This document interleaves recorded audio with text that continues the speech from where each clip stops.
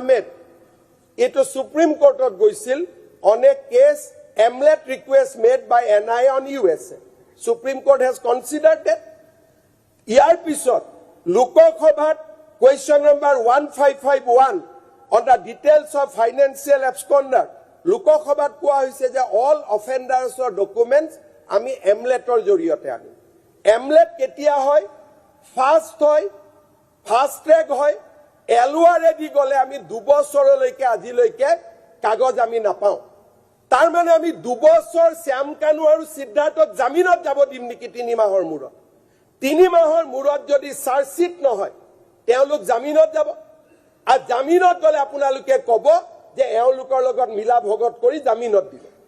So আমি তাৰ কাৰণে we adopted 77F of Indian Evidence Act. Supreme Court কৈছে যে amulet is a acceptable road. আজি অখিল গগৈ কৈছে যে amulet নহব.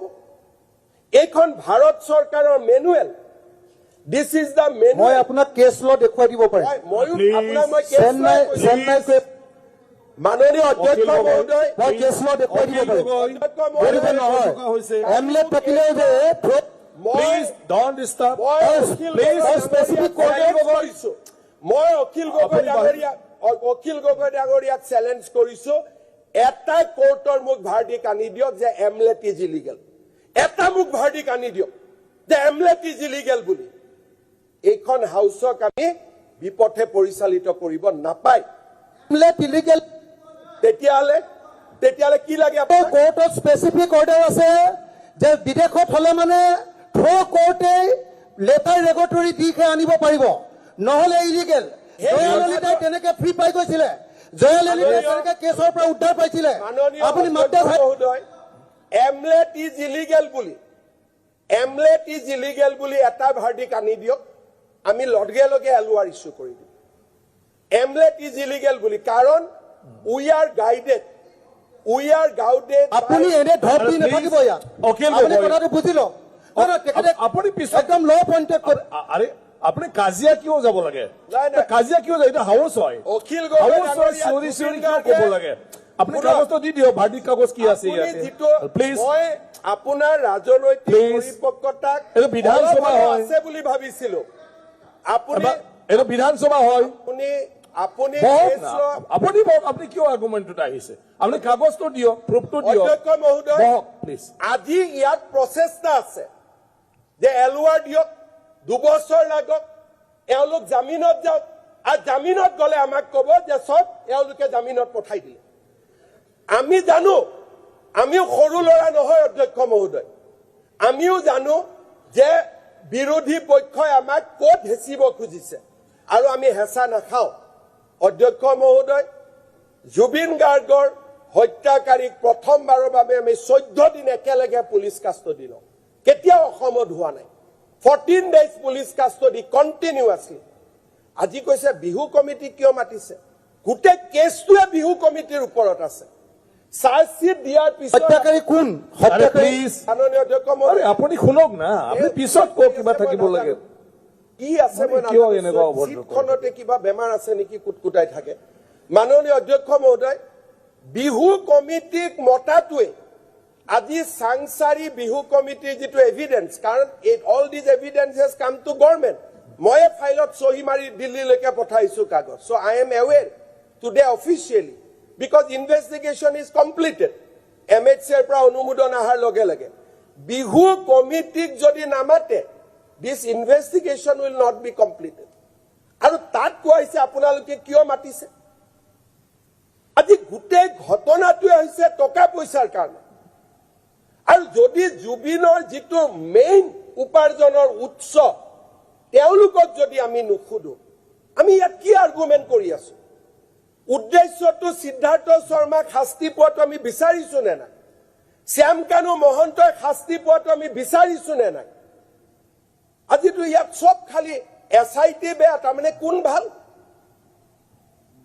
অধ্যক্ষ মহোদয়, মই পবিত্ৰ সদনক আশ্বাস দিছো যে জুবিনৰ মৃত্যুৰ ঘটনাৰ তদন্ত অসম চৰকাৰে যিটো ক্ষিপ্ৰ গতিত কৰিছে, ইয়াৰ সমান্তৰাল একো নাই আদালতে কি জাজমেন্ট দিব that is a job of a court অৰ্ণবাই বৰাৰ কথা কোৱা হৈছিল তলৰ কোৰ্টে শাস্তি দিছিলে দুজনা হাই কোৰ্টে এজনক 3 বছৰলৈকে নমালে এজনক যাবৰ জীৱন কৰিলে it will go to supreme court final word will come from supreme court আদালতৰ কি ভিউ আছে কি ভিউ নাই তাৰ ওপৰত মই কমেন্ট দিব I am not authorized but I have faith in my team যে আমাৰ টিমে প্ৰফেশনালি কাম কৰিছে আমি বহুত কথা উলিয়াইছো যি কথা অসমৰ ৰাইজে আগতে জনা নাছিল আৰু যেতিয়া আমি চাৰ্জশিট দিম অসমৰ ৰাইজে বহুত কথা জানিব পাৰিব আৰু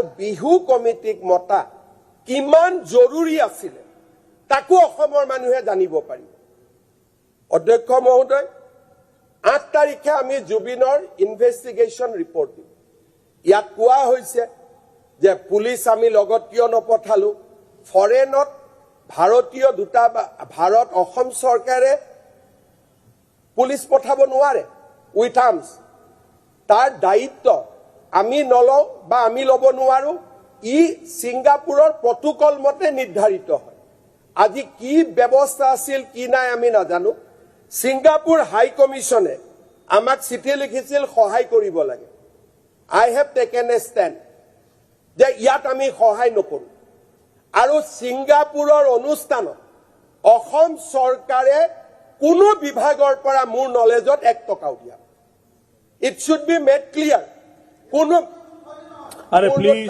এটো আপোনাৰ নোট হয় নে নহয় লিখক পঢ়ক কি আছে এটো আপোনাৰ নোট হয় নে নহয় নোট আছে আপুনি চিফ সেক্ৰেটাৰী কেটো কি লিখিছিলে প্লিজ প্লিজ স্পিক কি কোৱা হয় কথা পাতিছিলে মহোদয় নিজে পঢ়ি আছে এমএলএ ডাঙৰীয়া অধ্যক্ষ মহোদয় অখিল গগৈ ডাঙৰীয়াক বুজাব লাগে যে চিফ সেক্ৰেটাৰীক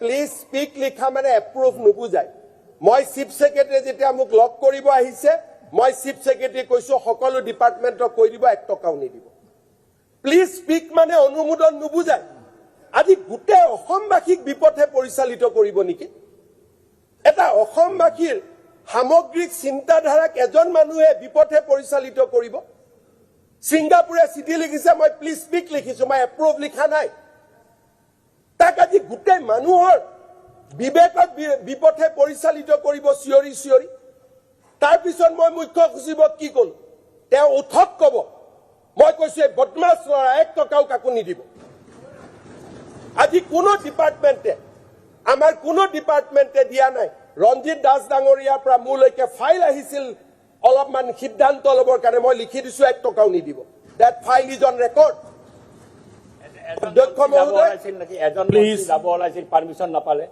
সেন্ট্ৰেল গভৰ্ণমেন্ট মই নাজানো আমি হয় কৈ দিয়ক না মাননীয় অধ্যক্ষ মহোদয় ৰিপ্লাই তো আগতে পাৰমিশন বিদেশলৈ যাবলৈ